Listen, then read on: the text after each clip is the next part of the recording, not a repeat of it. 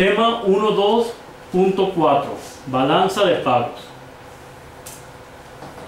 La balanza de pagos es un instrumento contable en que se registran todas las transacciones que los residentes de México realizan con los residentes de otros países. Es prácticamente como el estado general que guarda México en su relación con el exterior. La balanza de pagos se maneja por el principio contable de partida doble, por lo que a todo cargo corresponde un abono de la misma magnitud. Es decir, la balanza de pagos viene siendo un símil al balance general de una empresa, donde todo cargo tiene su abono respectivo. Por tanto, la balanza de pagos siempre deberá tener un saldo en ceros, o como se dice vulgarmente, debe estar saldada. No así las balanzas en que se subdivide, pues como sucede en la contabilidad de una empresa, también estas balanzas pueden tener saldos positivos o saldos negativos. Y ahorita vamos a ver cómo se estructura esta balanza de pagos. Aquí tenemos este mapa conceptual donde tenemos a la balanza de pagos, la cual se subdivide en otras dos grandes balanzas. Una es la balanza en cuenta corriente y otra es la balanza de capital. La balanza en cuenta corriente a su vez se subdivide en dos nuevas balanzas. Una es la balanza comercial, que registra todo lo que tiene que ver con exportación e importación exclusivamente de mercancías o de bienes físicos. Por su parte, la balanza de servicios registra todo lo que son exportaciones e importaciones, pero de servicios. Y estos servicios, o sea, de bienes intangibles. Estos servicios pueden ser, a grandes rasgos, está el turismo, está el transporte internacional, están las telecomunicaciones internacionales, y está un aspecto que es muy importante, que se conoce como el servicio de la deuda externa. El servicio de la deuda externa no es otra cosa que el pago de los intereses que genera la deuda externa, tanto pública como privada. Entonces aquí se registra, esto es una salida de capital, pero por el servicio de la deuda, y se registra en esta balanza de servicios. Por su parte, la balanza de capital tiene dos grandes áreas. Una es la deuda externa, sea pública o sea privada, que es todo lo que contrae los actores del país con actores extranjeros, ya sea de entidades del gobierno o entidades particulares. A su vez también está la inversión extranjera, y esta se divide en dos ramas. Una es la inversión extranjera directa, que es cuando una empresa viene, se pone aquí, instala una fábrica. Eso se llama como inversión extranjera directa, que es más perdurable. Otra es la inversión extranjera en cartera. Es cuando yo voy a invertir mi dinero en el país, un extranjero va a invertir su dinero en el país, pero no lo hace físicamente, sino lo hace a través ya sea de la compra de acciones de una empresa o de la adquisición de bonos que son emitidos por algún ente nacional. Estas dos balanzas se complementan con algo que se conoce como la variación de la reserva monetaria, que está en poder del Banco de México. Esta reserva monetaria es la que le da, es uno de los elementos que le da fuerza a la moneda, al peso en este caso en particular. La reserva monetaria está compuesta por oro y plata, además de otros metales preciosos y piedras preciosas, y también por divisas fuertes.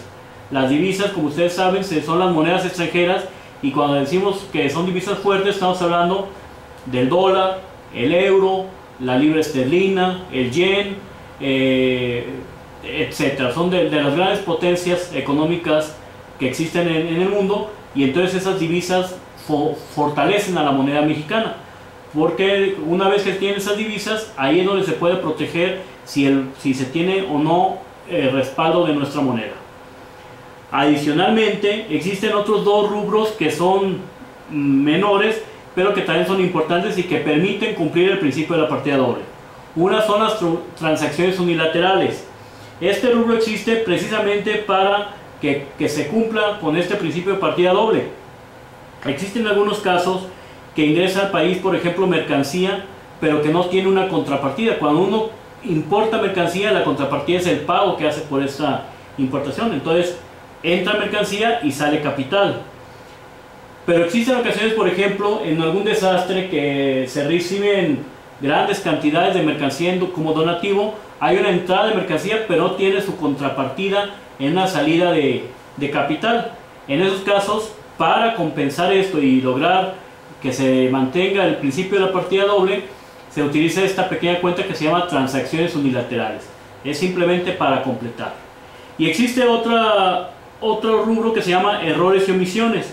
Este se da principalmente porque en una empresa no es muy fácil, pero es mucho más accesible que el contador controle todos los movimientos financieros de la empresa, o todos los movimientos económicos de la empresa, de tal forma que mantenga el principio de la partida doble.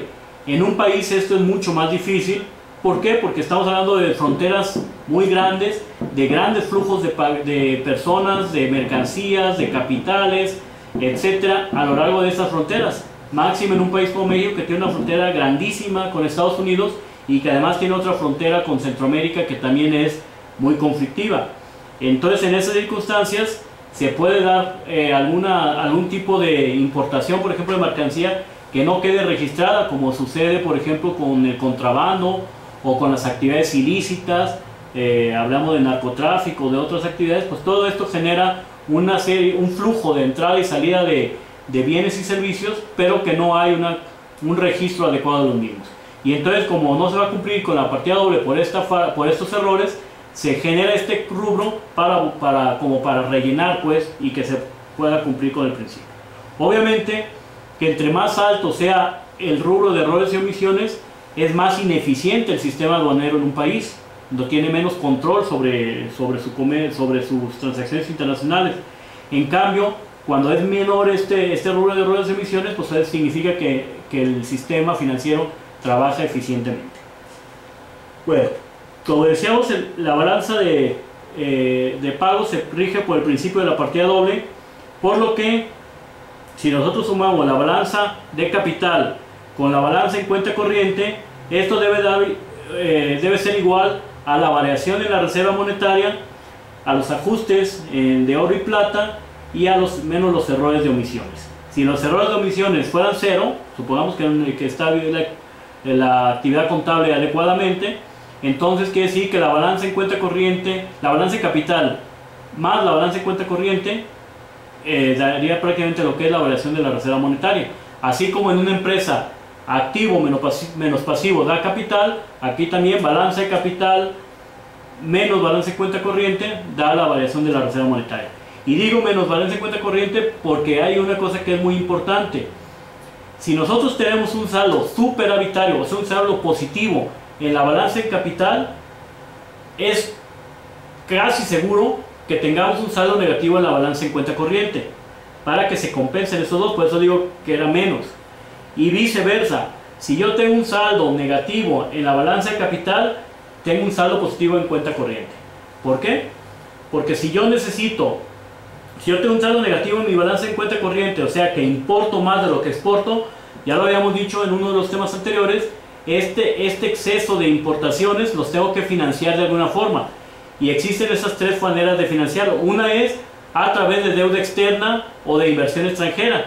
Y adquirir deuda externa o tener inversión extranjera en el país hace que la balanza de capital se vuelva positiva. Y la tercera es la variación de la reserva monetaria, que está ahí muy claro. Entonces, si la balanza de cuenta corriente es negativa, la balanza de capital no me compensa esta negatividad, pues lo que va a pasar es que nuestras reservas monetarias van a estar disminuyendo. Viceversa, si la balanza de cuenta corriente es positiva y no hay suficiente salida de capital de inversiones en otros países, entonces lo que va a pasar es que la reserva monetaria va a estar creciendo cada vez más. Un caso particular lo podemos ver aquí en México. México generalmente tiene saldos negativos en su cuenta corriente, lo vamos a ver más adelante, y por eso tiene saldos positivos en su balanza de capital. Caso contrario, China. China actualmente tiene saldos muy positivos en su cuenta corriente y debe tener saldos negativos en su balanza de capital, porque si todo ese dinero que está llegando a China por vía de las exportaciones se queda en el país, lo que va a pasar es un fenómeno inflacionario, va a provocar inflación. Ya lo dijimos en una clase anterior a través de la teoría cuantitativa del dinero. Para evitar que se genere inflación, entonces los chinos tienen que sacar ese dinero del país, o sea que no crezcan tanto sus reservas monetarias, y la manera de sacarlo es invirtiendo en otros países. Y por eso hemos visto que cada vez más crecen las inversiones de China en Estados Unidos, en México y en otros países, tanto de Europa, de Asia o de América Latina. Ese es el entorno.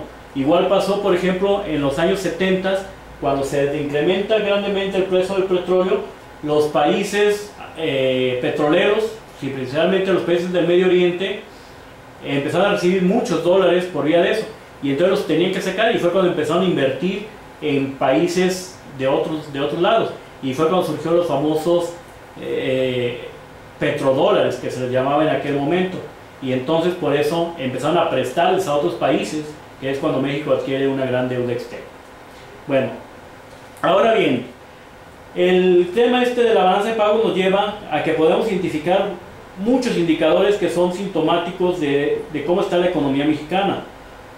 Vamos a hacer el primero, por ejemplo, es cómo podemos calcular o hacer algo con la balanza en cuenta corriente. La balanza en cuenta corriente, vamos a entrar a lo que es la página de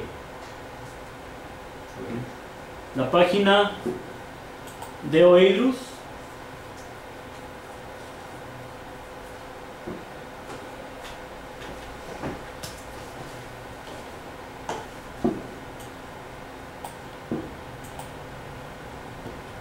Vamos a entrar a la página de Oeilus. No, perdón. A la página de INEGI. Vamos a entrar a la página de INEGI. Como siempre, entramos y vamos a buscar el BIE.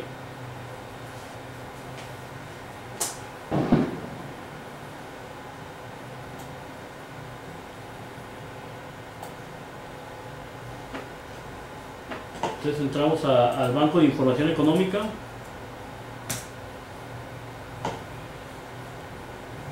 Para variar, entramos aquí.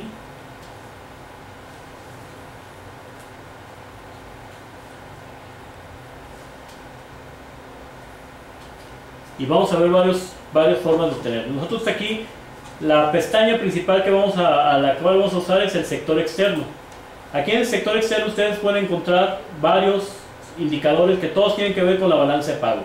Aquí nosotros tenemos balanza de pagos y aquí está cuenta corriente y cuenta financiera. Cuando se habla de cuenta financiera implica, si ustedes le ponen aquí, es la inversión extranjera directa, la inversión en cartera, otras inversiones, el rubro de errores y omisiones, en la variación de la reserva internacional y los ajustes por variación, que es lo que decíamos que tiene que ver con el oro, la plata y los otros metales. Ahora, si nosotros vemos la cuenta corriente, aquí está el total de ingresos y egresos. Si vemos los ingresos, tenemos que viene por bienes y servicios, que viene siendo en general, pues las dos balanzas, tanto la comercial como la balanza de servicios, renta y transferencias. Y nosotros vamos aquí a tener el total. Entonces, una parte importante es ver este total. Vemos opciones de consulta. Este viene desde 1995 hasta 2015 y podemos consultarlo. Y aquí tenemos nuestra, si lo abrimos en una página de Excel, como lo hemos hecho varias veces,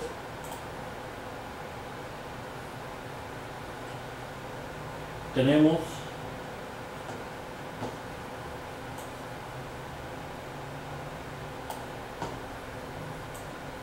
aquí nuestra, dice sector externo, balanza de pagos de México, cuenta corriente, ingresos, millones de dólares, y aquí están los ingresos que se recibieron desde enero, desde el primer trimestre de 1995, o sea, 23,000 millones de dólares, en el segundo trimestre 24,000 millones, etc.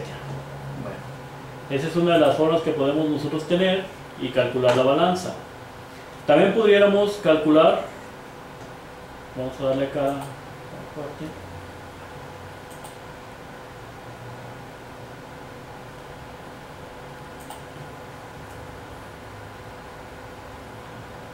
Aquí en el sector externo también podemos tener acceso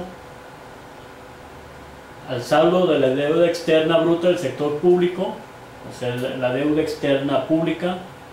Tenemos el resumen de la balanza comercial de mercancías de México, tanto exportaciones como importaciones, como el saldo de nuestra balanza comercial, para ver cómo se está comportando. Por ejemplo, una cosa importante es conocer el saldo de la balanza en cuenta corriente, no nomás en millones de dólares, sino también en porcentaje del Producto Interno Bruto. O sea, ¿qué tanto porcentaje? Por ejemplo, en 1991, del 91 al 94, el saldo que México tenía en su cuenta corriente era más o menos, representaba como entre el 6 y 7% del Producto Interno Bruto. Y era una cantidad enorme. O sea, todo lo que el país producía, 6 o 7% eran de importación, eran de diferencia entre importaciones y exportaciones, no de importaciones, de la diferencia, o sea, lo que tendríamos que financiar. Y esto a la larga vino a repercutir en el llamado error de diciembre. Ahí es una de las causas principales de esa crisis.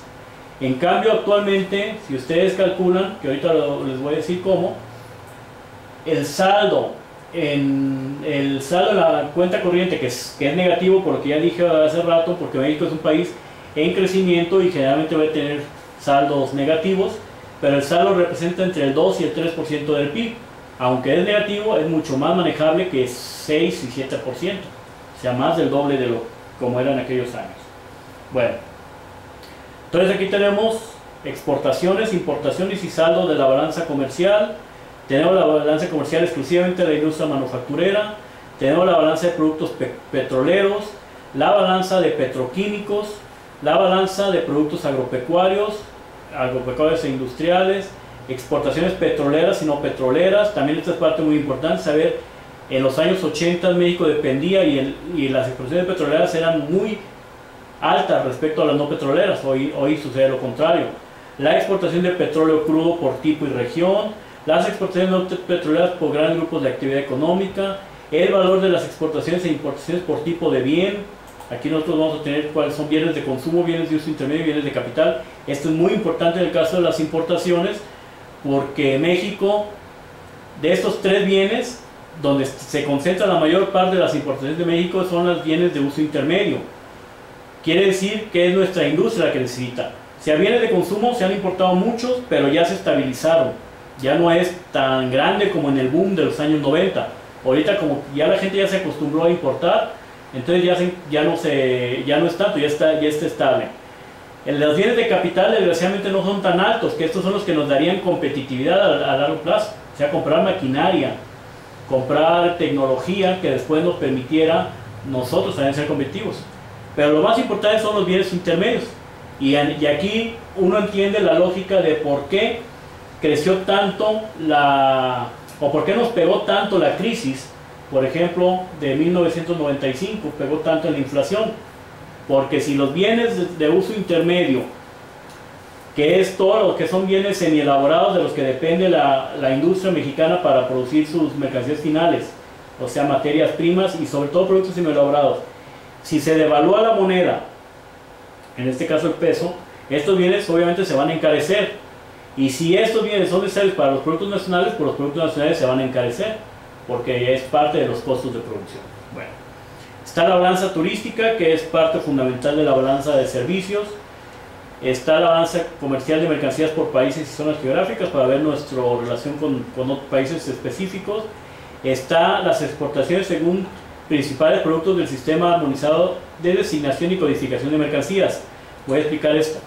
México, desde el momento que México se une al Acuerdo General de Aranceles Aduaneros y Comercio, lo que en aquel momento se llamaba GATT, y México se une entre 1985 y 1986, y después ratifica su adhesión al GATT cuando cambia por allá del año de 1992, 1994, que se transforma el GATT en la Organización Mundial de Comercio. México, una de las cosas que México asume se incorpora a lo que es el sistema armonizado de designación y codificación de mercancías. Esto significa que las mercancías, tanto de exportación como de importación, se rigen por un código que se le llama fracción arancelaria. Este código define la mercancía y a través de él uno puede encontrar todo lo que representa la importación o la exportación, todos los requisitos que se requieren para importar o para exportar determinada mercancía. Ahí a través del código uno identifica qué arancel se paga, o sea qué impuesto al comercio exterior se tiene que pagar. Uno identifica si existen permisos para importar o exportar, si se tienen que obtener determinados requisitos. Por ejemplo, si se trata de bienes comestibles, obviamente tenemos que obtener permisos de la Secretaría de Salubridad, de la Secretaría de Agricultura, etcétera. Y en fin, todos este tipo de requisitos, si está sujeto a alguna sanción por tratarse de un producto que provenga de determinado país, como puede ser una sanción por precio dumping o por subsidios. En otra cosa, los precios dumping es cuando un país exporta a otro país por debajo del costo de producción, y esto implica que obviamente va a ganar mercado y va a desplazar a los productores locales, y entonces se llama precio dumping. Es una trampa, pues, es una acción desleal de comercio exterior, y ahí se define. Entonces todo esto se identifica a través de un código, y esos códigos están agrupados en lo que son las tarifas del impuesto general de importación y la tarifa del impuesto general de exportación, que son leyes emitidas por el gobierno federal. Pero el código que se utiliza en México es el mismo código que se utiliza en Estados Unidos, que se utiliza en Canadá, que se utiliza en Alemania, que se utiliza en Francia o en Rusia. O sea, todos los países que forman parte de la Organización Mundial de Comercio aceptan estos códigos, y ese es el sistema armonizado. Entonces nosotros aquí podemos tener exportaciones, por ejemplo, y aquí están todas las exportaciones, y aquí viene por los diferentes secciones que comprenden esta tarifa del impuesto general de importación y que es manejada por todos los países. La sección 1, que son animales vivos y productos del reino animal; la 2, que son productos del reino vegetal; la 3, grasas animales o vegetales; la 4, productos de la industria alimentaria; la 5, productos minerales; la 6, industrias químicas; la 7, plásticos, etcétera, etcétera, etcétera. Aquí están todos, y supongamos que nosotros queremos ver algo del reino vegetal, o sea, de que queremos exportar o importar productos hortícolas, vamos a poner. Entonces aquí nosotros le damos, y ya tenemos los capítulos, y aquí están: capítulo 6, plantas y productos de la floricultura; el 7, hortalizas, plantas, raíces y tubérculos; el 8, frutas y frutos comestibles; el 9, café, té, hierba mate y especias; el 10, cereales; el 11, productos de la molinería; el 12, semillas y frutos oleaginosos; 13, gomas, resinas; y el 14, materias trenzables y otros productos de origen vegetal. Supongamos que nosotros estamos buscando entonces para exportar alguna hortaliza. Ya vemos aquí se va formando ya la fracción arancelaria. Ya es la 0.7, capítulo 7, 0.2, tomate fresco refrigerado; el 3, cebolla; el 3.1, cebolla, porque el 3 es cebolla y ajos; el 3 ya es más desgrosado, la cebolla, el ajo; el 4 son los coles frescos o refrigerados; el pepino; el 7 es el pepino o pepinillo; el 8, 9, etcétera, etcétera. Vamos suponiendo que nosotros queremos, que lo que nos interesa es tomate. Pues aquí nosotros lo apretamos y ya aquí nos da lo que son tomates frescos o refrigerados. Si nosotros queremos, por ejemplo, cebolla, pues ya aquí le apretamos y aquí está la cebolla, etcétera, etcétera, etcétera. Bueno, eso es lo que nosotros tendríamos aquí en las exportaciones según el sistema armonizado. Esto viene por parte, ustedes lo pueden ver otra vez. Si nos vamos otra vez a productos del reino vegetal, porque vamos a poner ahora que fuera una fruta y queremos ver el aguacate. El aguacate, aquí está, aquí lo vamos a ver, que es el 8, 0.4. Nosotros le damos aquí y viene viene en miles de dólares, no es en cantidades, viene en valor de exportación. Bueno, eso mismo pasa con las importaciones según productos del sistema armonizado de designación y codificación de mercancías, igualito. Luego vienen las importaciones y exportaciones según medio de transporte, los ingresos por remesas familiares. Esta es parte muy importante.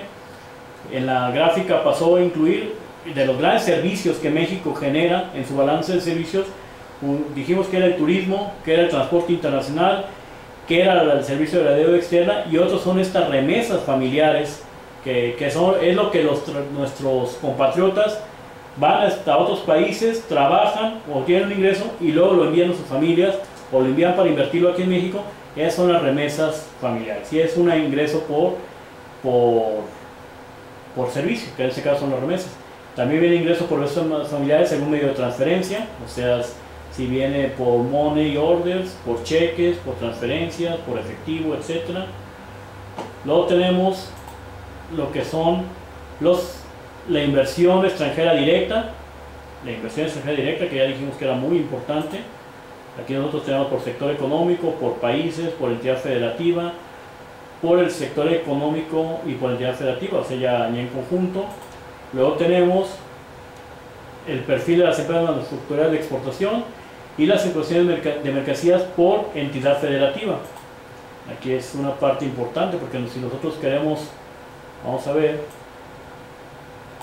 ya no ver lo que pasa en México, sino en Jalisco. Aquí tendríamos las exportaciones totales o de la industria manufacturera, y aquí está. Entonces yo quiero saber cuánto exporta Jalisco en la industria de bebidas y tabaco, donde es principalmente el tequila lo más importante. Bueno, pues aquí está, que en el 2013 exportó, está en miles de dólares.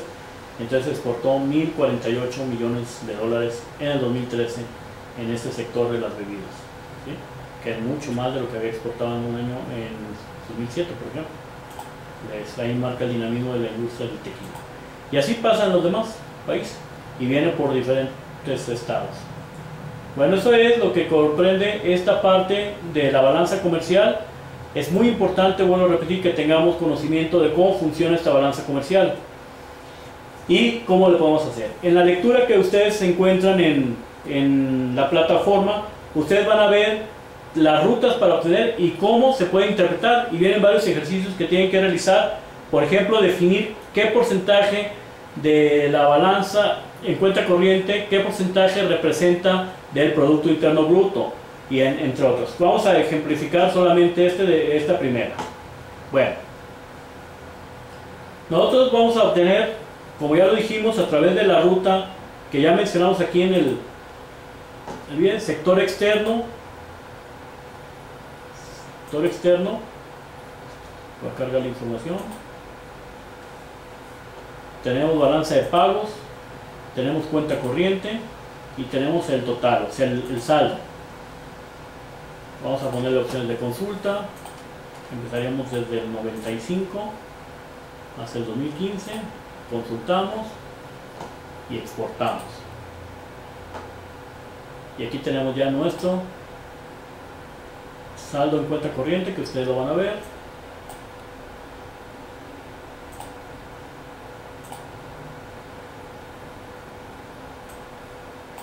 Dice balance de pagos, cuenta corriente, unidad de medidas, periodicidad trimestral. Y aquí están los 4 trimestres del 95. Ese era el saldo, y en fin los demás. Ustedes noten aquí una parte muy importante, muy interesante. Fíjense bien cómo en el 95 el saldo era negativo, pero solamente como está en millones de dólares, eran 1.354 millones de dólares. Aquí 450 millones o 127. E incluso en el segundo trimestre del 95, o sea, en pleno corazón de la crisis del 95, fue positivo, 356 millones de dólares. ¿Por qué es positivo? Hay dos razones en ese momento de crisis. El primero es porque, como se acaba de devaluar la moneda, o sea, el peso había devaluado, había pasado de 3.50 a 6.50, las mercancías de importación prácticamente se habían duplicado su costo. Y entonces aquellos que importaban, pues ahora ya no les convenía importar, o ya no tenían dinero para importar. Esa era la primera. Y la segunda es precisamente esto: como caímos en crisis, entonces la gente dejó de consumir, o disminuyó mucho el consumo. Y entonces todo aquel boom de inicio de los 90, cuando se importaba mucha mercancía, pues se acabó en ese momento, porque la gente no tenía dinero. Y esto sucedió en todo el 95 y en buena parte del 96 hasta hasta mediados del 96. Y luego se recupera la economía y empieza lo que ha sido la característica de México, importar mucho más de lo que exporta desde que entró a la apertura comercial. Pero llegamos a extremos graves o que fueron delicados, como en el 2000, en el cuarto trimestre del 2001, cuando ya teníamos un déficit de 6.254 millones de dólares. Si esto lo multiplicamos por 4, estamos hablando que tendríamos ya un déficit bastante alto, ¿verdad? 6.254 millones de dólares. Es muy, muy alto. Bueno, luego tendremos acá, por ejemplo, en el primer trimestre de este año, del 2015, hemos llegado a 9.445 millones de dólares de déficit anualizado. Acá en el primer trimestre de 2014, 10.409. O sea, estamos otra vez volviendo a tener grandes déficits en cuenta corriente. ¿Cuál es la diferencia? Uno podría decir, entonces estamos en riesgo de una nueva crisis. Pues sí, sí existe el riesgo de una nueva crisis, pero sobre todo esto tiene que ver en gran parte con el problema que se está presentando. Bueno, no es tan grave, porque en términos porcentuales de nuestra cuenta corriente, de nuestro PIB, no es tan problemático. Entonces nosotros tenemos esta gráfica. Luego pasaríamos a buscar la gráfica del Producto Interno Bruto, que ya ustedes ya saben cuál es. Vamos a entrar. Tenemos aquí en cuentas nacionales. ¿Dónde está cuentas nacionales? No lo vio. Tenemos Producto Interno Bruto trimestral. Y aquí vamos a ver, aquí están los valores a precios corrientes. En la anterior ocasión mencionábamos que era importante que generalmente para nosotros saber cómo está creciendo la economía era el Producto Interno Bruto real o a precios constantes. Para ese tipo de experimentos de ver cuánto representa en términos del PIB, se puso el de valores corrientes. Y aquí lo tenemos, Producto Interno Bruto a precios de mercado. Y le damos en opciones de consulta. Nos vamos a ir desde 1995, que es cuando tenemos la otra serie, y le damos consultar. Y aquí tenemos nuestros valores a precios de mercado. Observe que está a millones de pesos a precios corrientes, que es muy importante. Bueno, voy a pasar acá a la gráfica, a nuestro trabajo que estamos teniendo. Vamos a pasarlo acá. Y tenemos aquí. Entonces ya tenemos, acá, el sector externo. Aquí está nuestra balanza de nuestra cuenta corriente por trimestre, nuestro Producto Bruto por trimestre, lo que acabamos de hacer. Otra cosa que es importante es porque aquí lo tengo yo en millones de dólares y aquí lo tengo en millones de pesos. Entonces, ¿cómo podemos transformar para que sean equiparables, para poder sacar el porcentaje? Tenemos que sacar el tipo de cambio que nos permita. Y el tipo de cambio lo vamos a obtener de la siguiente manera. Vamos a serios. Aquí vamos a quitar. Y ahora nos vamos a ir a indicadores financieros y bursátil. Acá, indicadores financieros. Y aquí vamos a encontrar el tipo de cambio. Cotización del dólar en el mercado cambiario nacional. Tipo de cambio bancario. Y en este caso lo vamos a usar a la venta. Y le vamos a dar opciones de consulta desde 1995 y lo vamos a consultar. La situación aquí es que este tipo de cambio es si ustedes lo ven,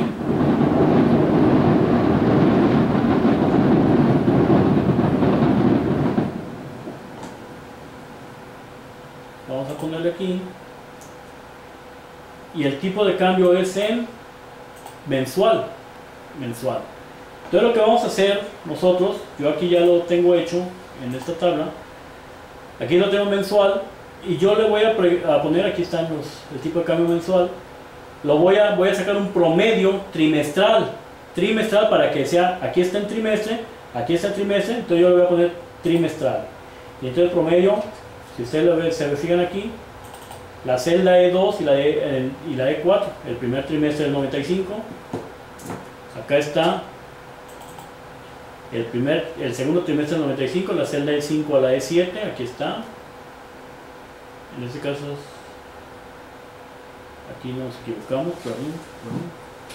Aquí tendríamos que ponerle, este es del 2 al 4, no, está bien. Del 5 al 7, luego del 6 al 8, que es el tercer trimestre, y luego del 11 al 13, que es el cuarto trimestre del 95. Y así lo voy a hacer. Aquí está 95, 96, 97, etcétera, etcétera, etcétera. Bueno, una vez que tengo yo eso, yo ya tengo mi cuenta corriente, mi saldo de cuenta corriente en dólares, mis Producto Interno Bruto en pesos, y tengo el tipo de cambio. Entonces ahora voy a transformar este Producto Interno Bruto que está, voy a transformar esta cuenta corriente que está en dólares, la voy a pasar a pesos. ¿Qué es? Pues solamente tengo que multiplicar el saldo que está en dólares por el tipo de cambio que ya sacamos promedio, y aquí lo tenemos. Entonces multiplicamos la celda B2, que es el saldo en cuenta corriente en dólares, por el tipo de cambio que ya está promediado del primer trimestre, que es 6.4, y esto ya nos da este saldo. Ahora, esa es una parte. La otra parte es que el Producto Interno Bruto, que lo tengo en millones de pesos, pero acuérdense que el Producto Interno Bruto se calcula anualizado. ¿Qué es lo que tengo que hacer? Ahora lo tengo que partir en 4, o sea, dividirlo en 4 para que sea propiamente del semestre, y aquí yo lo tengo. Este es nuestro Producto Interno Bruto. Lo voy a dividir la celda C2 entre 4. Bueno, una vez que yo tengo todo esto, ya tengo todos los indicadores. Obviamente todas estas partes las voy a eliminar porque ya no me sirven. Y me voy a ir acá donde ya hice esa parte, y aquí tengo, este es la cuenta corriente en millones de dólares. Este es el Producto Interno Bruto a precios de mercado. Aquí ya estoy dividiendo el Producto Interno Bruto entre 4. Aquí ya este es mi tipo de cambio. Aquí ya tengo el tipo de cambio promedio por el trimestre, ¿verdad? Luego aquí tengo el PIB en millones de dólares, o podemos hacer millones de pesos, y el porcentaje del PIB. El porcentaje del PIB no es otra cosa que dividir. Aquí vamos a dividir. Vamos a dividir la balanza en cuenta corriente. La balanza en cuenta corriente, si yo la tengo permítame tantito, vamos a ver acá. Se divide la balanza en cuenta corriente ya transformada en pesos entre el Producto Interno Bruto ya habiendo hecho la división entre 4. Hago esto y entonces aquí lo voy a poner. Entonces es la balanza en cuenta corriente ya transformada, que era esta parte, la celda G2, entre el PIB ya dividido entre 4, que es la celda D2, y aquí lo tengo. Y entonces ya me queda que es 1.78, lo copio, lo pego, y ya llegamos a este nivel. O sea, quiere decir que en 1995, en enero, el déficit en cuenta corriente representaba el 1.78% del PIB. Veníamos de diciembre. Si hubiéramos tenido el dato de diciembre del 94, ustedes hubieran visto que era del 7% del PIB. Bajó a 1.78 por efecto de la crisis. La crisis se profundiza y entonces se vuelve positivo, y luego vuelve otra vez negativo, pero muy bajito, menos del 1%. Vuelve otra vez a ser ya superior al 1% hasta el cuarto trimestre del 96, o sea, cuando íbamos ya saliendo de la crisis. Pero luego crece, empieza a crecer, alcanza en el 98, en el tercer trimestre del 98, el 4%, baja por esa pequeña crisis que hubo en Brasil y en Rusia, y que le pegó a México. Luego vuelve otra vez a subir, llega hasta 360 en el cuarto trimestre del 2000, y luego se ha mantenido en ese porcentaje. O sea, en ocasiones muy bajito, en ocasiones llega a crecer un poco, pero se ha mantenido en niveles bajos a pesar de todos los pesares. Si nosotros graficamos esta parte, si hacemos una gráfica, tendríamos esto. Y entonces quiere decir que nuestro porcentaje del PIB, como lo dijimos, generalmente ha sido negativo. Ha habido algunos picos positivos aquí en el 95 por la crisis, y acá hay otro pequeñito alza en el 2004, pero muy pequeñita, y acá hay otra en el 2010. Pero generalmente son negativos. En esta parte, entre el 2000 y el 2002, llegó a ser bastante profundo, llegó hasta 4%, y posteriormente se ha mantenido, ha tenido algunos picos. Generalmente estos picos que ustedes ven aquí son a principios de año, o sea, cuando vienen después de que se llevó a cabo todo el proceso de la Navidad y todo, entonces es cuando se muestran más, y son a principios, entre finales del año y principios del otro. Pero aquí está nuestra gráfica. Y bueno, eso nos pueden entender. Ahorita aquí llegamos a 4, en el 94 estábamos por acá, o sea, si lo siguiéramos la gráfica, pues estaríamos por acá. Y por eso esa fue la causa de la crisis de ese año. Bueno, muchas gracias.